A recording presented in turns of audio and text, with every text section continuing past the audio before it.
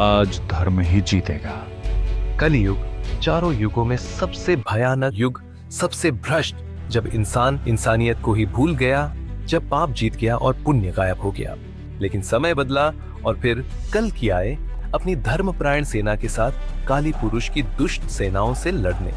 कल्कि के सेनापतियों गंगा, भार्गव और कोबी ने एक भीषण युद्ध में काली पुरुष के सेनापतियों कोका और विकोला को हरा दिया और मार डाला।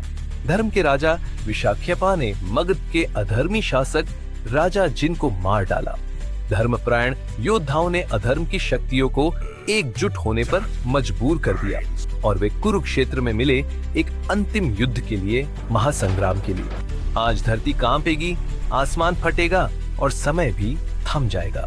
न्याय और पवित्रता का हर योद्धा अपने अंधकारमय दुश्मन का सामना करेगा, जहां धर्म और अधर्म की ताकतें एक दूसरे से मौत तक लड़ेंगी। सबसे पहले आई दुरुक्ति, जो बदनामी और कड़वी बोली की राक्षसी थी, काली पुरुष की बहन और पहली पत्नी। उसके हर शब्द में जहर था। उसके आसपास की हवा उसकी अशुभता से भरी हुई थी। उनके सामने रमा आगे आई, शांत, सुंदर और शांति की मूरत। कल्कि की दूसरी पत्नी। उनकी मौजूदगी ही उनके आसपास की हवा को पवित्र कर रही थी। तो लड़ेगी मुझसे? अपनी एक सांस से तेरी सारी पवित्रता को रोंद डालूंगी मैं। तेरी सांसों में ताकत होगी, लेकिन मेरे मौन में एक शांति है और मेरी पवित्रता कभी भंग नहीं हो सकती। द्रुपति ने अपने जहर से रमा पर हमला किया, लेकिन रमा ने अपनी पवित्रता की ढाल से खुद का बचाव किया। जब रमा ने अपनी शुद्धता से द्रुपति को छुआ तो द्रुपति टूट गई। अपनी माँ की मौत का बदला लेने के लिए भय आया, डर का राक्षस, काली पुरुष और दुरुक्ति का बेटा। अब आई अश्वत्थामा की बारी अपनी काबिलियत साबित करने की। सिर्फ कल्कि ही उसका अमृता का श्राप हटा सकते थे। सिर्फ कल्कि ही उसका प्रायश्चित स्वीकार कर उससे मोक्ष दे सकते थे। मैं देख सकता हूँ तेरा डर, अश्वत्थामा, सदियों पुराना दोष जो अब भी तेरे मन पर हावी है। पांडवों की बच्चों की हत्या का वो गुनाह जो तू अपने कंधों पे लेके चलता है। मैं हजारों साल अपने डर के साथ जिया हूँ। तू क्या डराएगा मुझे भय? मैं खुद ही अपना सबसे बड़ा डर हूँ। अश्वत्थामा की तलवार एक पुरानी आग से जल उठी। भय ने एक विशाल रूप धारण कर लिया, लेकिन अश्वत्थामा भय के हर बुरे सपने को चीर कर आगे बढ़ा। एक ही वार में अश्वत्थामा ने भय को मार दिया। भय की मौत के बाद आई उसकी बहन मृत्यु। मेरे भाई को मार के जिंदा नहीं बच सकता तू। हजारों साल से इंतजार कर रहा था ना अपनी मौत का। मैं आ गई तुझे लेने के लिए। सिर्फ विष्णु ही मुझे मौत दे सकते हैं। उनकी शक्ति के सामने मृत्यु तुम भी फीकी हो। मृत्यु की दरांती अश्वत्थामा की तलवार से भिड़ी, हर टकराव पहले से ज्यादा जोरदार।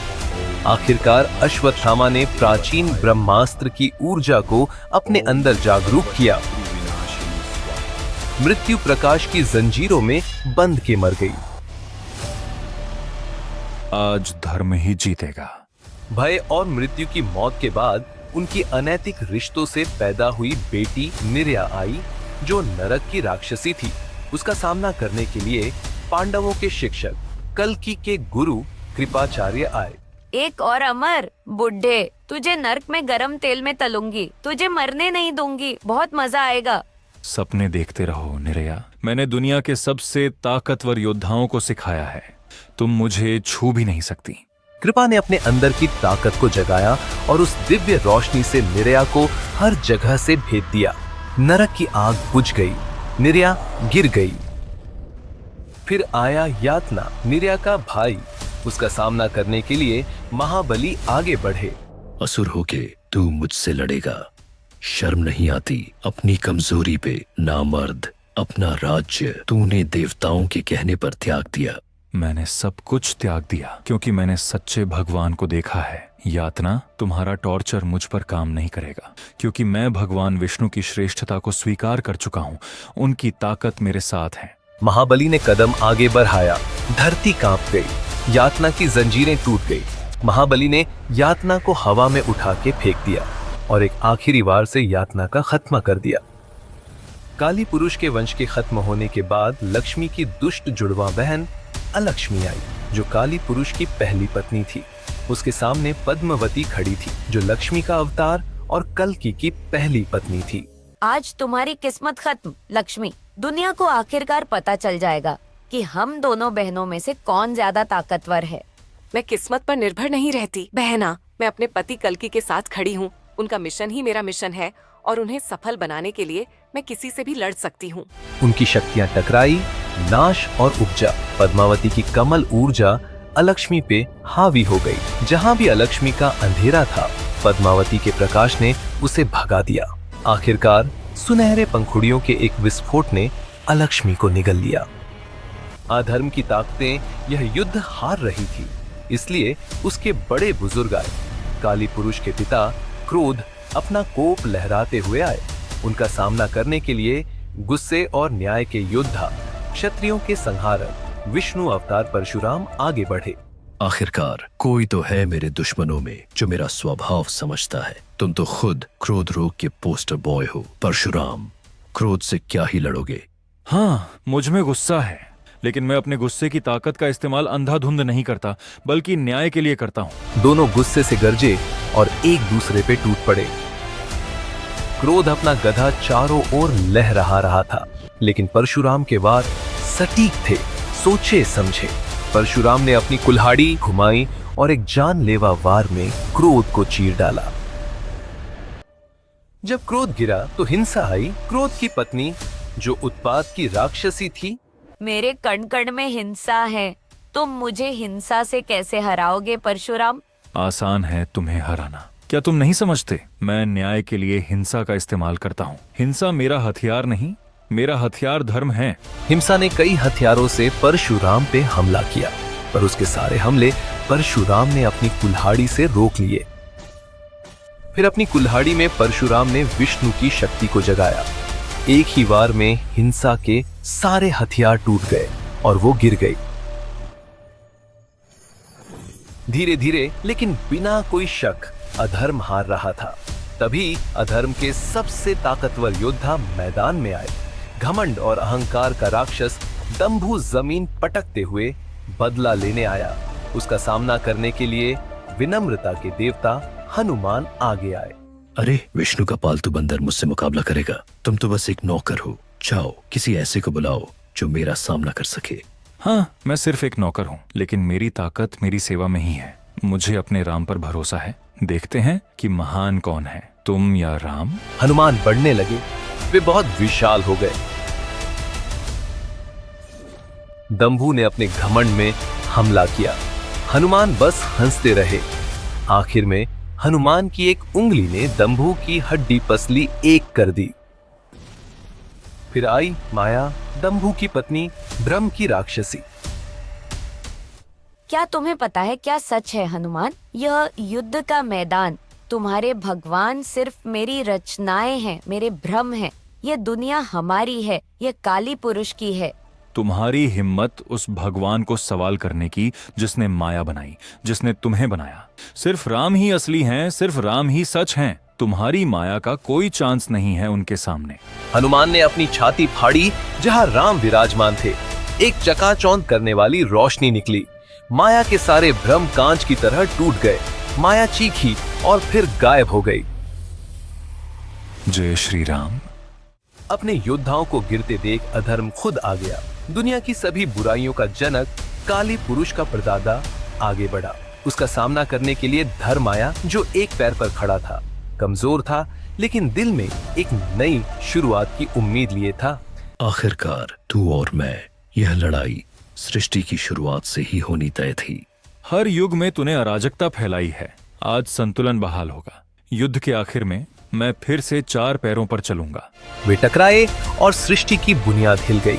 अधर्म की अराजकता फैल रही थी, लेकिन धर्म के सींग भी चमक रहे थे। धीरे धीरे धर्म का पलड़ा भारी हुआ। धर्म अराजकता पर हावी हुआ। अधर्म फीका पड़ने लगा और भाग गया। तेरा अंतिम समय निकट है अधर्म। एक नया युग आ रहा है। अब अधर्म की सेना घबरा गई। फिर भी उनके पास कुछ बहुत ताकतवर योद्धा बचे हुए थे। इसके बाद मिथ्या आई, जो अधर्म की पत्नी थी। उसका सामना करने के लिए विभीषण आए। तुम एक गद्दार हो विभीषण। तुमने अपने भाई को धोखा दिया। तुम में कोई वफादारी नहीं है। हमारे साथ मिल जाओ और शायद तुम अपनी गलती का प्रायश्चित कर पाओ। मैंने अन्याय त्यागा और न्याय को चुना। यह कोई धोखा नहीं था, यह बस सच्चाई का साथ देना था, और सच्चाई ही तुम्हारी सबसे बड़ी कमजोरी है। विभीषण ने सच की शक्ति को उजागर किया जो पूरे युद्ध के मैदान में गूंज उठी। मिथ्या के झूठ बिखर गए, उसकी झूठ की ताकत सिमट गई और वो गिर गई। फिर लोभ आया, लालच का राक्षस। विभीषण अपनी जगह पर डटा रहा।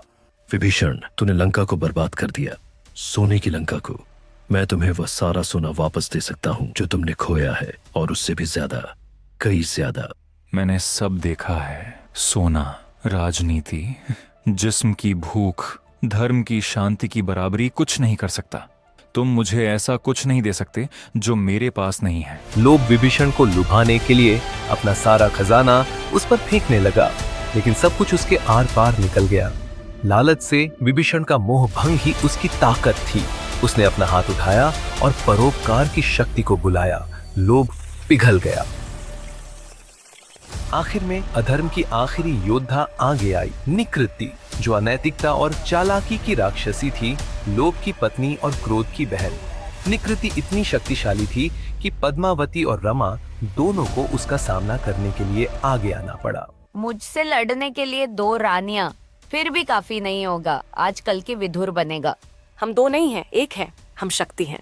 वे जुड़े एक दिव्य स्त्री में, देवी शक्ति। उनसे उत्पन्न हुई पवित्रता की ऊर्जा जिसने एक विशाल लहर का रूप लिया और निकृति को घेर लिया। उसने इसे भ्रष्ट करने की कोशिश की, लेकिन शुद्ध रोशनी को भ्रष्ट कैसे करती?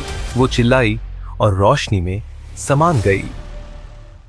युद्ध के मैदान में सिर्फ धुआं और मलबा बचा था। अधर्म के योद्धाओं के शव बिखरे हुए थे। तब कल्कि मैदान में उतरे। कलयुग के शासक, अंधकार के वंशज, काली पुरुष के नाश का समय अब हो गया था। आखिरकार कल्कि, मैंने इस पल के लिए पूरे युग इंतजार किया है। तुम्हारी भविष्यवाणी, तुम्हारा भाग्य आज गलत साबित होगा। कोई मुझे हरा नहीं सकता, कोई मुझे मार नहीं सकता। मैं सिर्फ अमर नहीं हूँ, मैं शाश्वत हूँ। तूने इस युग को भ्रष्ट किया, इंसानियत को तोड़ा, लेकिन अब बस बहुत हुआ।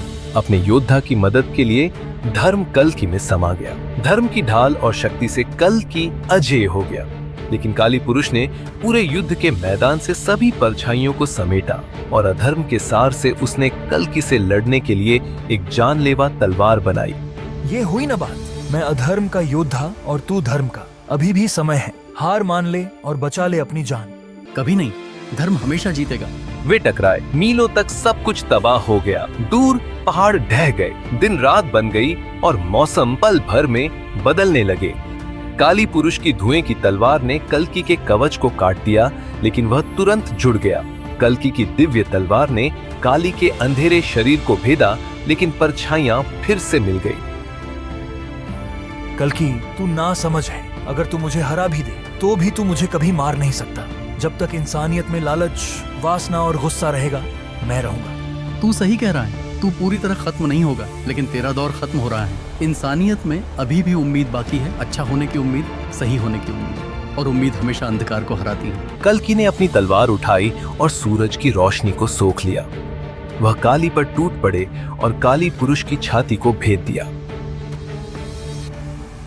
काली पुरुष लड़खड़ाकर कांपते हुए पीछे हटा।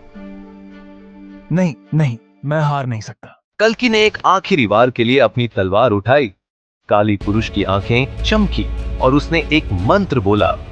उसके पीछे काल चक्र अवतरित हो गया, समय का पहिया।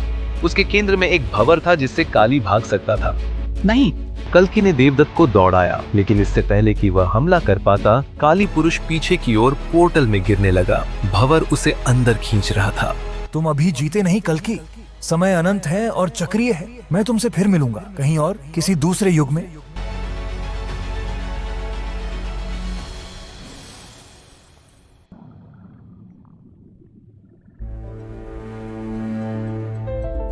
आप जीत गए, युग बदल गया। लेकिन काली भाग गया। किसी और समय में वो जिंदा है। और जब भी वो लौटेगा, धर्म के रक्षक उसे रोकने के लिए तैयार होंगे। और इस तरह कलयुग खत्म हुआ। अंधेरा छंट गया। एक नए युग का सूरज उगा, सत्य युग का, सच्चाई का युग।